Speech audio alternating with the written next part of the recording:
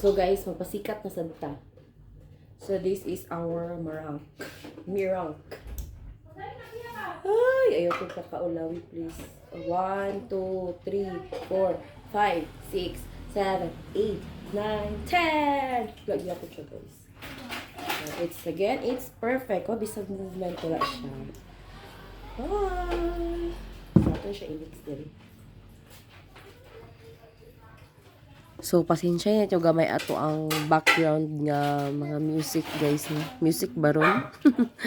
Or, nasuko na lang hugas plato just likod.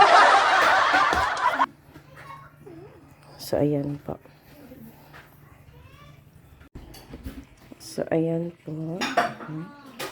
So, confirm, guys. Maragig na kasuko ang hugas plato sa likod.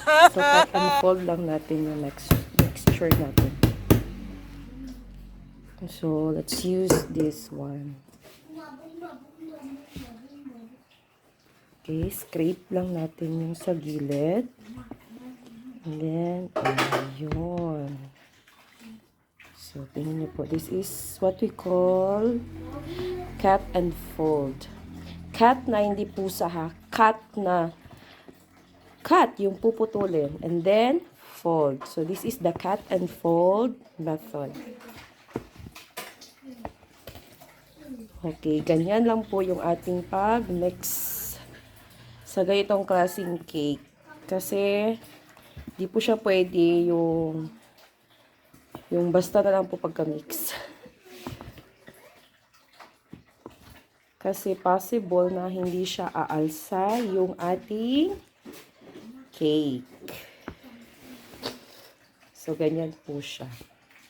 So, ganun lang po yung ating procedure, no? Paulit-ulit na cut and fold hanggang sa mag-well incorporated na siya or well mixed. Hanggang yung walang ng ibang kulay na uniform na yung kulay niya. So, like this, meron pa siyang ibang kulay, so kulang pa to. May mga dark yellow pa siya. So, continue lang natin yung pag-mix, but take note, wag niyo pong i-over-mixed. Okay? Wag niyo pong i-over-mixed. So, ayan po.